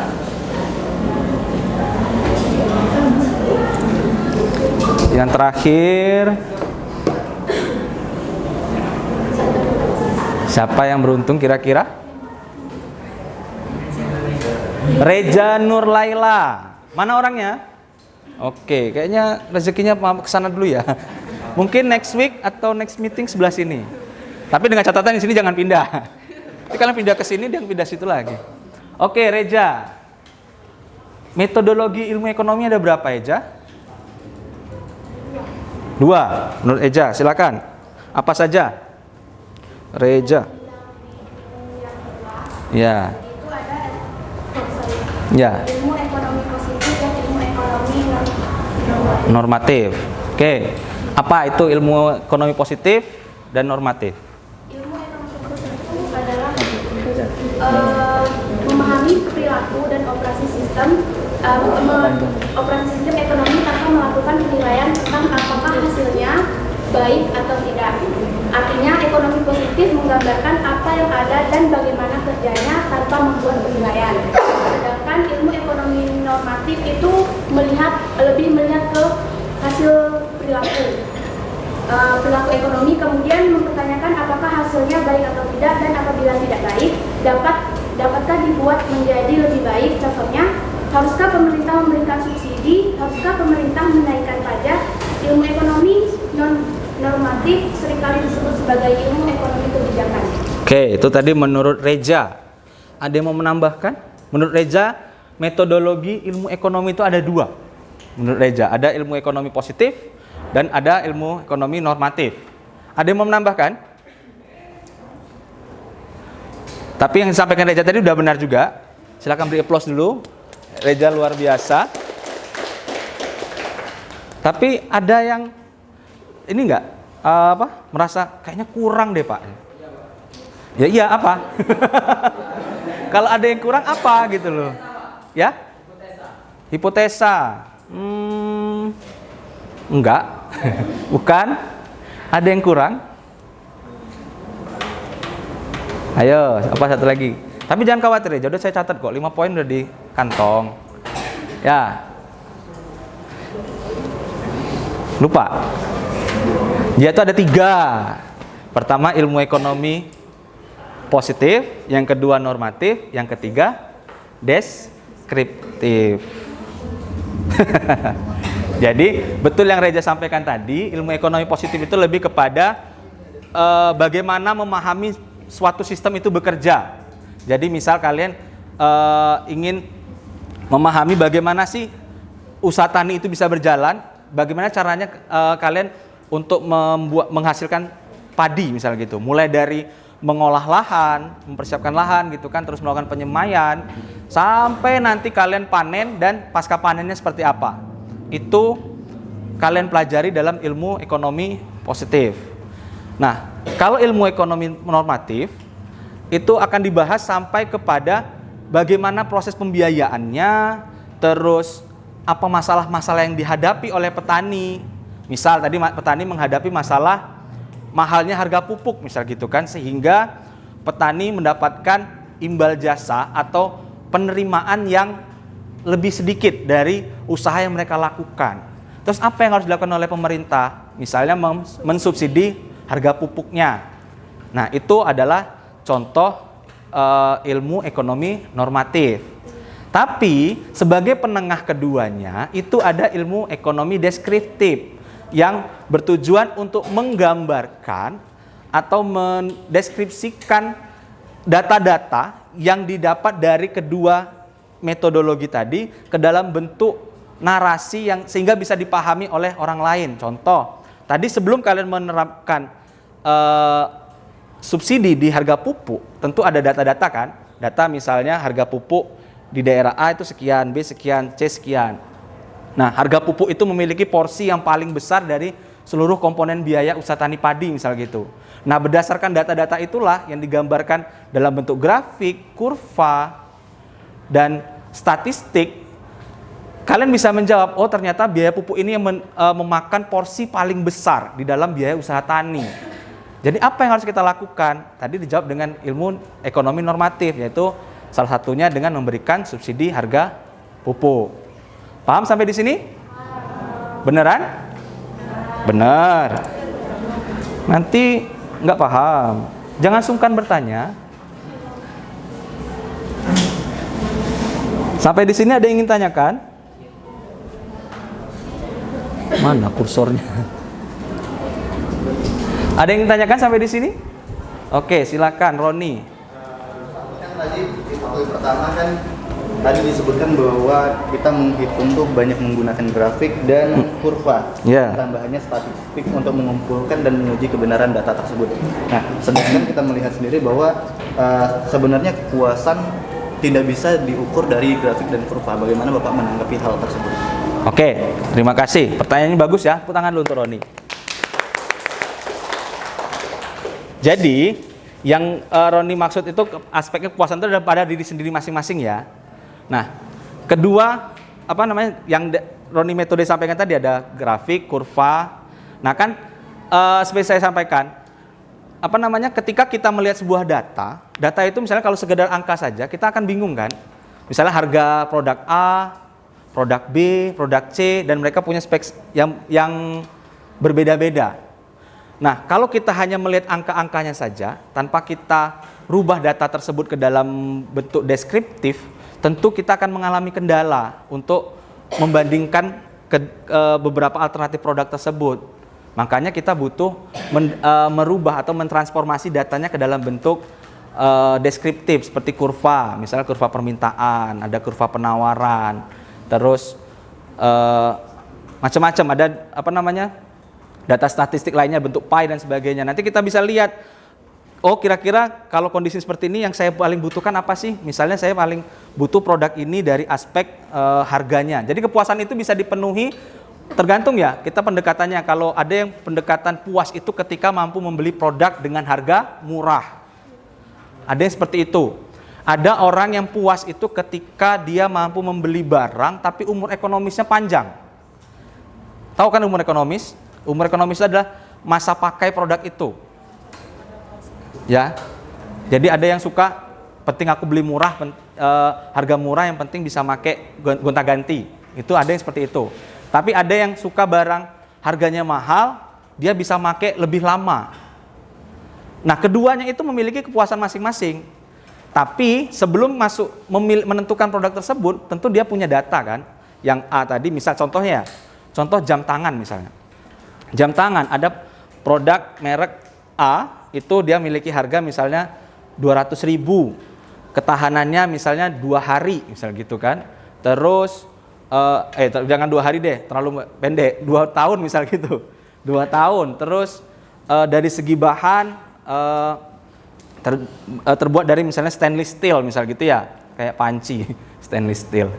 Terus produk B itu dia harganya misalnya 1.200.000, terbuat dari bahan keramik.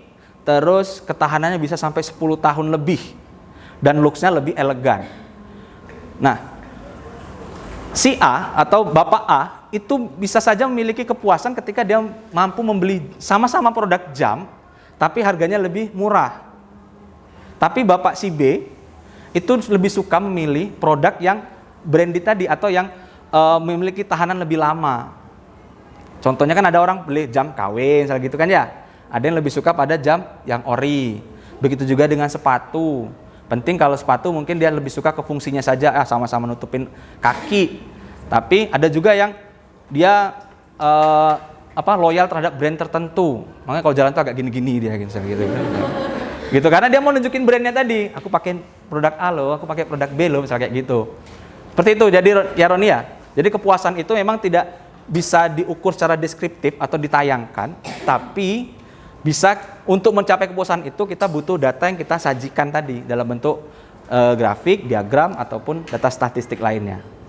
Oke, cukup? Cukup. Ada yang ingin tanyakan lagi? Sebelum saya yang bertanya melalui kuis-kuis saya tadi. Ya, wise. Dia melindungi kalian untuk berapa saat? Selanjutnya Indika. Kalau misalnya kan saat ini misalnya kadang ada para petani yang sering gagal panen, nah itu masuk kerugiannya itu gimana Pak? Seterusnya gitu nah. Kalau misalnya gagal panen tapi tidak dibiayai pemerintah gitu nah. Oke, ya kalau petani itu resikonya tanggung sendiri biasanya. Jadi misal kan kamu seorang petani misalnya ya, menanam padi. Nah, apapun yang terjadi di depan nanti, baik nanti apakah dimakan hama ataupun kamu panen raya, kan kamu juga mendapatkan manfaatnya kan kalau panen raya. Tapi ketika kamu rugi ya kamu juga yang nanggungnya. Makanya apapun yang kita lakukan butuh namanya pencatatan, ya. Jadi misalnya kamu tadi menanam padi, bukan Indika saja ya, tapi semua. Misalnya kita contohkan usaha tani padi. Ketika kita mau menanam padi, itu tentu kita catat, saya punya lahan misalnya 0,5 hektar. Nah, 0,5 hektar ini kira-kira butuh berapa orang ya untuk membersihkan lahan. Nah, kita bisa cari referensi atau nanya ke tetangga, kamu kemarin untuk ngerjain lahan ini butuh berapa hari misalnya gitu. Oh, aku ngerjain ini butuh 2 orang selama 2 hari misalnya gitu kan. Sudah, berapa lahan kamu? Misal 1 hektar, catat. 1 hektar tadi butuh 2 hari, 2 orang. Terus tanya ke B, si B tadi misalnya dapat 0,5 hektar, kamu berapa orang? Saya berat 1 orang, tapi butuh waktu 2 hari misalnya gitu. Catat lagi, 1 orang 2 hari untuk lahan 0,5 hektar. Nah, berarti kan rata-rata 1 hektar itu butuh 2 orang 2 hari untuk pengolahan lahan. Berarti kan kaitannya apa? Kaitannya tentu ke biaya kan? Biaya tenaga kerja untuk pengolahan lahan. Begitu juga dengan pupuk. Pupuk, kamu lahannya berapa hektar? Misalnya tadi 1 hektar, butuh pupuk apa saja itemnya, berapa banyak. Terus si B pakai berapa. Nah, kalian catat juga, kalian pelajarin. Oh, si A tadi punya 1 hektar, dia butuh misalnya pupuk NPK misalnya 5 karung misalnya gitu. Terus ureanya misalnya butuh 5 karung juga. Sedangkan si B butuh, dia 0,5 hektar. Walaupun 0,5 hektar bukan berarti dia langsung memakai jumlah yang dipakai 1 hektar tadi setengahnya gitu ya. Tapi bisa saja dia lebih atau lebih kurang. Lebih sedikit, bukan lebih kurang, lebih sedikit. Jadi catat, misal tadi yang 0,5 hektar dia pakai 0,25 untuk 2 karung untuk urea, 2 karung untuk NPK misalnya seperti itu. Nah, selanjutnya data-data ini kalian combine. Oh, ternyata yang paling bagus produksinya yang 1 hektar tadi karena dia pakai komposisi pupuk sekian banyak, yang ini sekian. Jadi ketika kalian mau mengadopsi, kalian adopsi tadi yang paling bagus. Itu gunanya data tadi. Seperti itu. Nah, kaitannya sama yang disampaikan oleh Indika, kerugian siapa yang nanggung? Ya kita. Keputusan kita sendiri kan. Kan pemerintah nggak ada maksain kamu harus kayak gini, kamu harus kayak gini, itu enggak. Paling dia hanya menghimbau, silakan pakai bibit ini, metodenya ini, terus didampingi oleh penyuluh. Ya kalau kalian misalnya membandel ataupun sudah ngikut tapi tidak juga berhasil, ya ada faktor lain yang bisa membuat kegagalan dalam usaha tani itu. Itu mungkin nanti bisa kalian pelajari di ilmu penyuluhan ya. Dasar-dasar penyuluhan nanti akan disampaikan bagaimana caranya penyuluh itu mendampingi petani dan apa yang dilakukan. Oke? Dan ilmu usaha tani juga akan mempelajari tentang usaha tani, bagaimana kalian menghitung biaya usaha tani, apapun itu komoditinya. Oke, nanti di mata kuliah tetangga. Ya. Oke, selanjutnya ada lagi yang mau tanya kan? Ya, silakan. Ini tadi siapa namanya ya? Paulina. Oke, Paulina, silakan. Kan kita ketahui bahwa perekonomian Indonesia itu kan masih tergolong berkembang kan, Pak? Ya. Apakah ada pengaruh penggunaan metodologi ekonomi itu yang dapat meningkatkan perekonomian Indonesia? Oke, luar biasa pertanyaannya. Dengar nggak tadi saya belakang? Enggak. Jadi Paulina itu bertanya, Indonesia kan sekarang masuk dalam kategori perekonomian berkembang. Nah, dalam penggunaan metode tadi, kan ada 3 ya, ilmu ekonomi positif, ilmu ekonomi normatif, dan deskriptif. Apakah penggunaannya itu mempengaruhi status perekonomian suatu negara? Oke, bukan dalam artian gini Paulina, bukan berarti ketiga metode ini, misalnya dipilih satu terus akan mempengaruhi gini-gini, itu bukan. Tapi ketika kita ingin mengambil keputusan terkait bidang ekonomi, ketiganya itu kita gunakan. Ketiganya kita gunakan. Bukan kita pilih salah satu terus akan berdampak seperti apa, itu bukan. Tetapi kombinasi ketiganya itu harus kita gunakan dalam proses pengambilan keputusan. Seperti itu. Paham? Oke. Ada lagi? Cukup? Cukup ya? Hah? Oh iya, waktunya ada mau maghrib ternyata ya. Tapi sebelum ditutup, saya mau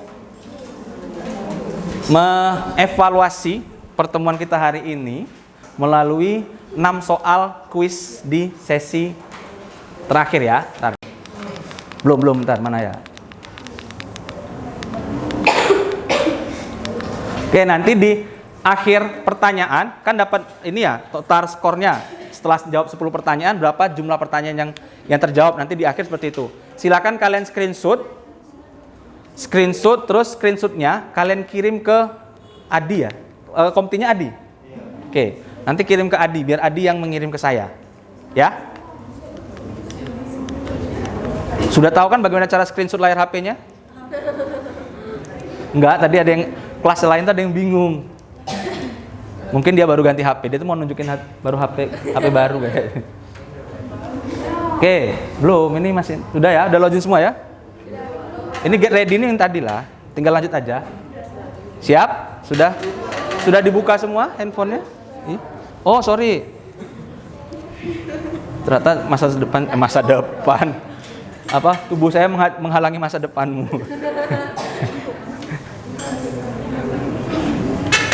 Sudah login semua ya?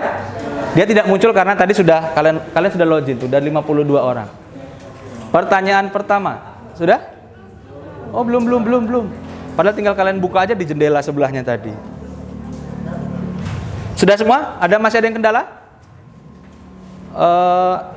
Anton, sudah bisa? Belum? Oke, temannya bisa dipandu ya Antonnya ya.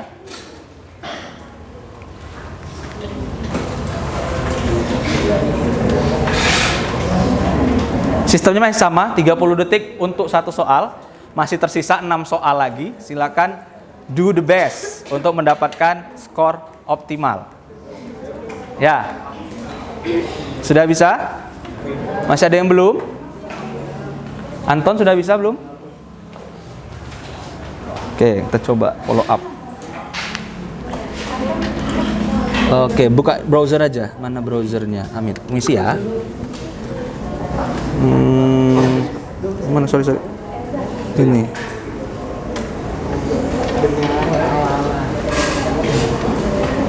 Slido.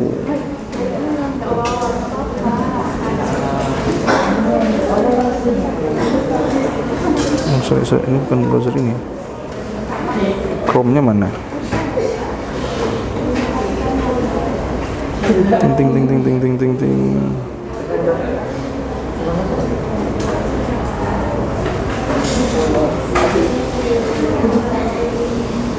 Nggak muncul. Terus di sini nggak ada scan-nya ya?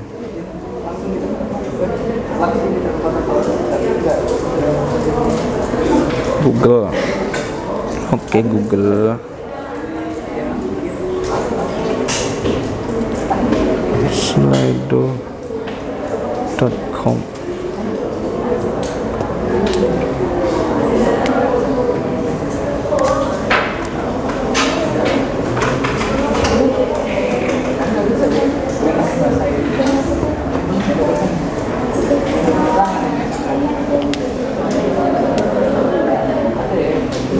Dari mana sih?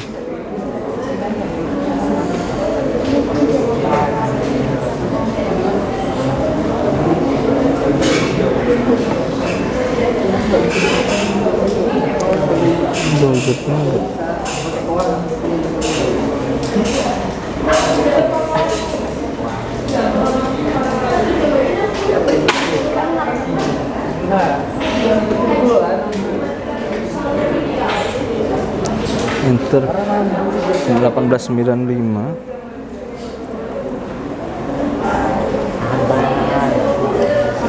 Empat puluh 81.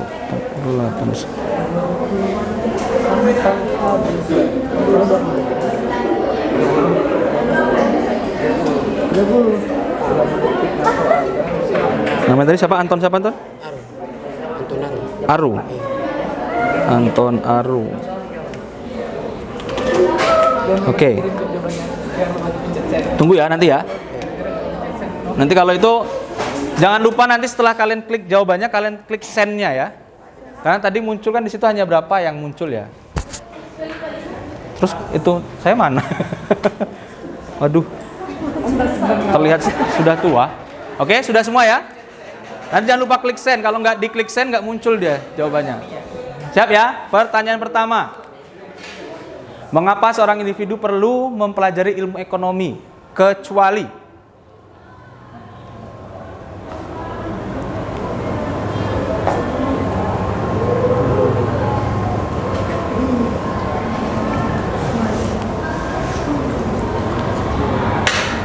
Oke, 10 jawab. 15. Iya. Hah? Nggak muncul?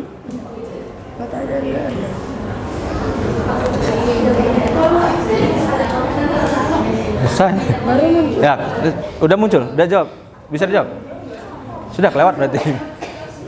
Kita lanjutkan. Nanti jawab lagi, ini baru pertanyaan pertama, masih ada 5 lagi. Jawabannya adalah D, mengidentifikasi fenomena lampau dan mengaplikasinya di masa sekarang. Kecuali ya, itunya.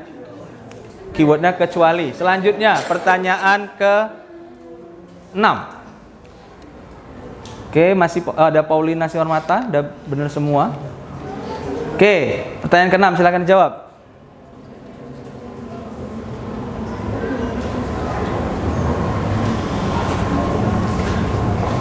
Baru 1 orang. 6, 10, 13,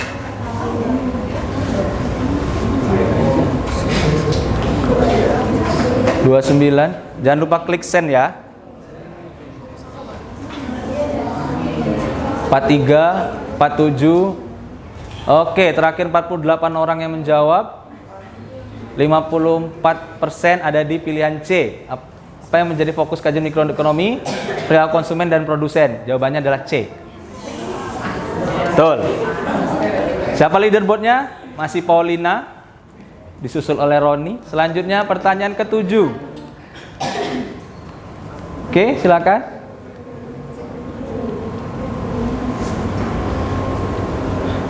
Berikut adalah perbedaan mikroekonomi dan makroekonomi, kecuali ya. Kecuali.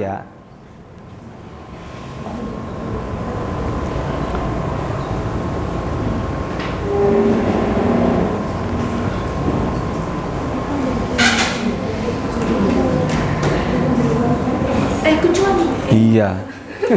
Kan saya udah bilang kecuali tadi. 44 jawaban yang masuk. 73% jawabannya A. Apakah betul? Betul, A. Oke. Siapa leaderboardnya? Masih Paulina. Pertanyaan ke-8.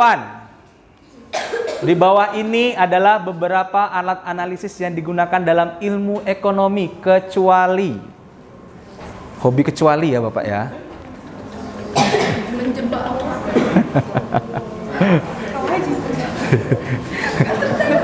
Dia aja yang terjebak ya. Padahal aku nggak ada niat menjebak.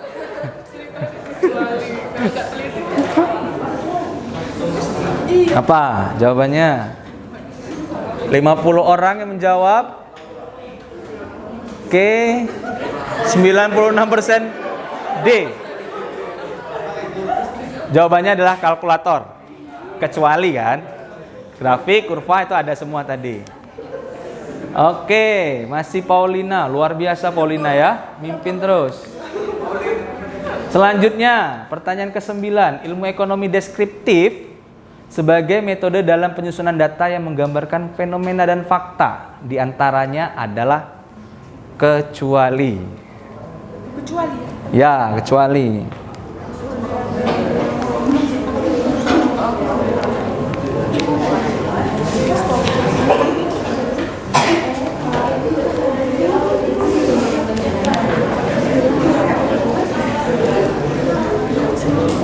Yap, ada 49 jawaban yang masuk. Jawabannya 43% di E, model ekonomi. Yang betul adalah C. Yang betul adalah hukum ekonomi, kecualinya ya. Teori ekonomi, variabel ekonomi, model ekonomi ada semua di ilmu ekonomi deskriptif. Paulina salah satu. Oke, terakhir. Melihat hasil perilaku ekonomi, kemudian mempertanyakan apakah hasilnya baik atau tidak. Dan apabila tidak baik, dapatkah dibuat lebih baik? Pernyataan tersebut merupakan pengertian dari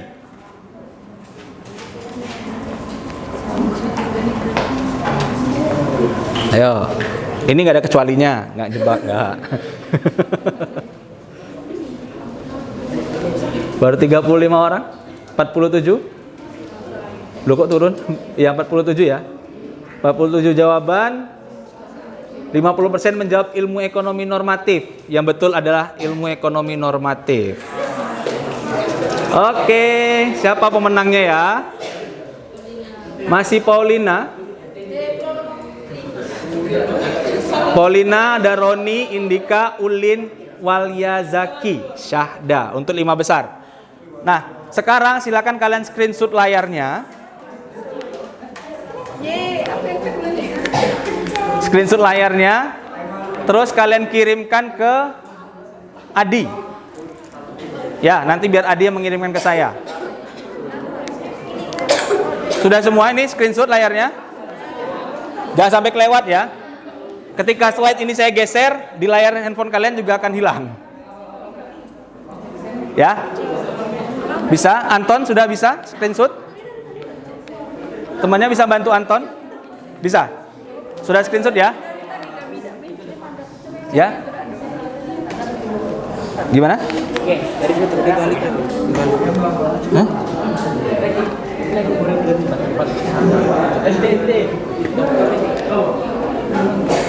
1895 4081. Aku 78. 2 kali ya aku ubah jawaban karena itu.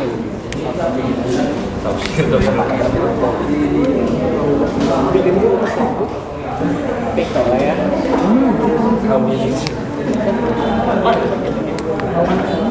Kirimnya Japri kok. Ya? Kirimnya Japri sama Nanda. Iya, Japri sama Nanda. Sampingnya lagi OP-OP-nya. Terus Nanti ini indikasi kedua. Ini kata-kata biasa itu lagi. Kirim ini sama aja.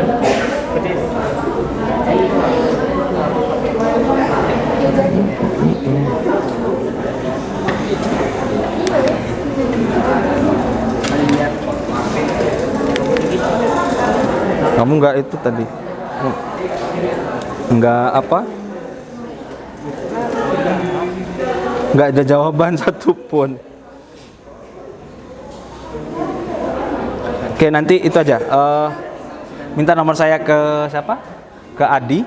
Kita tentukan hari untuk kamu buat kuis ulang ya. Ya. Oke. Oke, sudah semua ya? Udah screenshot, udah kirim ke Adi kan? Oke, terima kasih atas partisipasinya. Sebelum saya tutup, saya akan menyimpulkan hasil pertemuan kita hari ini. Tadi tujuannya pertama adalah kalian mengetahui tentang mampu mendeskripsikan tentang pengertian ilmu ekonomi ya. Jadi ilmu ekonomi itu adalah studi tentang bagaimana individu dan masyarakat memilih cara pemanfaatan sumber daya yang tersedia, baik sumber daya alam, modal maupun manusia, guna memenuhi kebutuhan dan mencapai kepuasannya. Itu pengertian dari ilmu ekonomi. Selanjutnya, masalah ekonomi erat kaitannya dengan komoditi apa yang diproduksi dan berapa jumlahnya, bagaimana barang tersebut dibuat, serta siapa yang akan menikmati hasil dari aktivitas ekonomi tersebut. Jadi sampai sekarang udah paham? Alhamdulillah, berarti tujuan pembelajaran kita tercapai ya. Oke. Pertemuan kita sore ini saya tutup lagi dengan sebuah pantun. Sudah dibuka dengan pantun, tutup dengan pantun. Pergi ke sawah, mengumpulkan jerami. Setelah terkumpul, sawah langsung dibajak. Setelah belajar teori ekonomi, semoga kalian menjadi lebih bijak. Oke. Terima kasih atas partisipasinya. Semoga ilmunya hari ini bisa bermanfaat. Saya akhiri, wabillahi taufiq walhidayah. Wassalamualaikum warahmatullahi wabarakatuh. Sampai ketemu lagi minggu depan.